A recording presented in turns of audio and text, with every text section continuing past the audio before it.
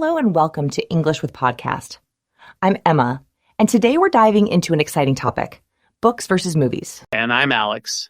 We'll be exploring the wonderful worlds of literature and cinema and how they can help you improve your English skills. That's right, Alex. Whether you're a bookworm or a film buff, there's something for everyone in today's episode. So grab your popcorn, or should I say, bookmark, and let's get started. Before we dive in, let's remind our listeners, if you hear any words or phrases you don't understand, feel free to pause and look them up. Learning is all about curiosity. Great point, Emma. Now, let's start with a general comparison. What do you think are the main differences between experiencing a story through a book versus a movie? Well, Alex, I'd say the most obvious difference is the medium itself. Books engage our imagination in a unique way. When we read, we create the visuals in our mind, which can be incredibly powerful. That's true. On the flip side, movies provide a visual and auditory experience that's already crafted for us. They can bring stories to life in a way that's immediately accessible. Absolutely. Books allow for more detailed descriptions and internal monologues, giving us deeper insights into characters' thoughts and feelings. While movies can convey emotions through acting, music, and cinematography, a single expression on an actor's face can speak volumes. That's a great point, Alex. For our English learners out there, both books and movies offer unique benefits for language acquisition. With books, you have the advantage of seeing the words on the page, which can help with spelling and vocabulary. Definitely. And with movies, you get to hear the pronunciation and intonation, which is crucial for improving listening skills and understanding different accents. Exactly. Books also allow readers to go at their own pace. You can reread sentences or paragraphs if you don't understand something the first time. True. And with movies, you can use subtitles to help match the spoken words with their written form. Plus, you get the context of body language and facial expressions, which can help in understanding idioms and colloquial phrases. That's so important for language learners. Idioms can be particularly challenging, and seeing them used in context in a film can really help with comprehension. Absolutely. Now, Emma, what about the time investment?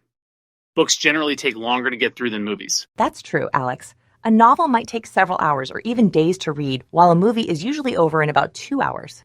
This can be both an advantage and a disadvantage depending on your learning style and available time. Good point. For busy language learners, movies might be more convenient. But for those who want to really dive deep into a story and spend more time with the language, books could be the way to go. Exactly. It's all about finding what works best for you. Now, let's talk about a specific example. How about we discuss the Harry Potter series? It's been both a beloved book series and a successful film franchise. Great choice. The Harry Potter series is a perfect example of a story that's captured imaginations in both written and visual forms. What are your thoughts on the books versus the movies, Emma? Well, I'm a big fan of the books. J.K. Rowling's writing is so rich in detail. She creates this incredible magical world that really comes alive in your imagination. The books also delve much deeper into the characters' backgrounds and motivations. I can see that. The movies, though, did an amazing job of visualizing that magical world. The special effects brought the spells and magical creatures to life in a way that was truly spectacular. That's true. I think both have their merits. The books provide more depth and allow readers to spend more time in the wizarding world, while the movies offer a visual feast and make the story more accessible to a wider audience. For English learners, the Harry Potter series offers a unique opportunity.